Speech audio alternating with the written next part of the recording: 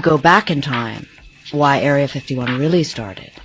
You learn that it was a base hidden inside of a base. It was all about beating Stalin at his black propaganda campaign to hoax Americans, whereby little men who looked like aliens would get out of an aircraft and the government would go crazy about it. Inside the craft were humans who had been altered, surgically altered to look like aliens.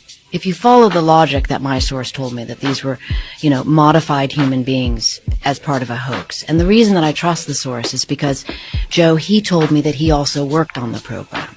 The Bob Lazar story is that when Bob Lazar said, I saw an alien, it looked like this, it was small, it had big eyes. Yes, and those were the surgically modified humans that the government was doing experiments. He walked by a window and he looked in and he saw two agents they were looking down at something that was very small and looked humanoid, but he didn't know if it was a dummy or anything, and he wasn't even supposed to be looking in there. And it was a brief, 1 second look that he has bounced around in his head back and forth. We had a small program in 1951 where we wanted to see how the Russians did what they did, how they made human beings look like this. So what they do? Take prisoners or something? Like what? Go back in time. So first and foremost, I want to say, Kolo Yahweh Shemi Shai, Bashim Kakadash, Bashim Kakadash.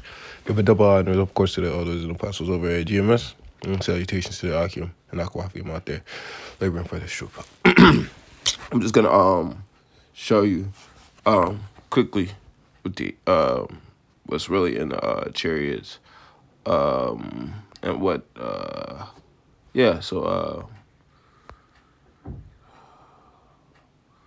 let's see.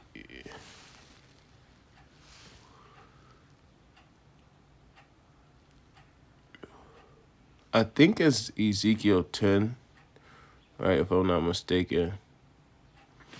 Okay, right. So this Ezekiel 10, verse 1, it says, and then I looked, and behold, in the firmament that was above the head of the cherubims, there appeared over them, as it were, a sapphire stone, as it the appearance of the likeness of a throne.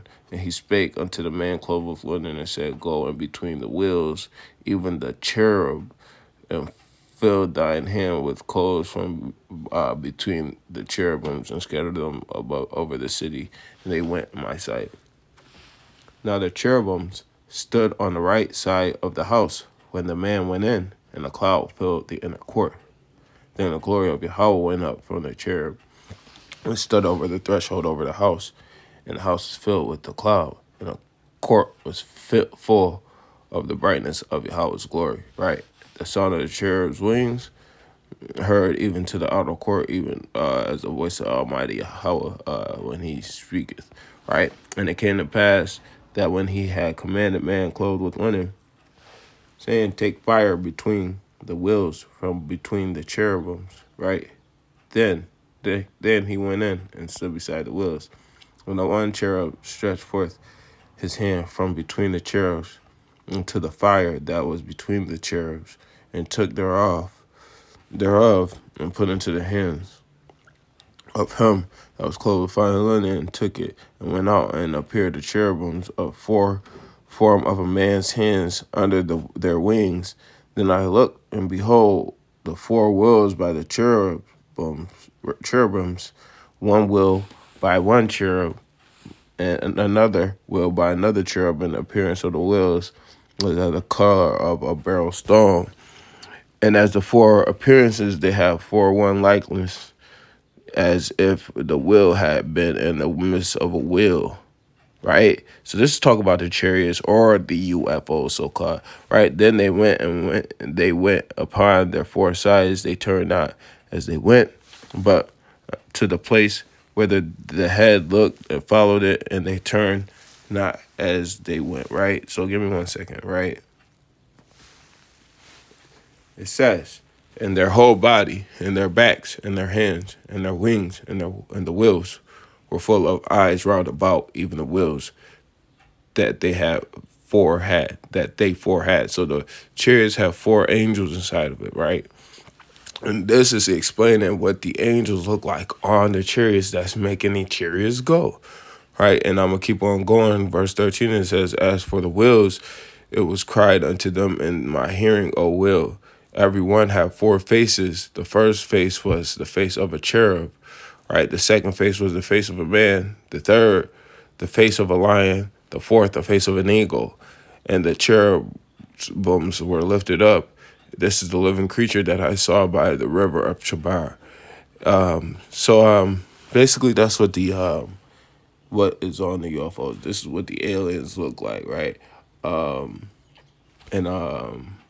you gotta understand, man, that it's simple. They tried to lie and say they look a certain way, but that's a lie, man. And I just showed you with the scripture that inside of there you have winged beasts. I could continue on, right? But I'm not going to. You can read on, but so I won't say that I proved it to you. But it says wings right there. If you continue on to verse 19 and continue on even further, read the whole chapter, you will see. But that's talking about what's in the UFOs, and mostly everything the government teaches is lies. So with that, man, hopefully this was a little edifying, man. I wanted to do it real quick because I'm on lunch from break, trying to just get some content out, But Lord willing, it was edifying. And until next time, shalom.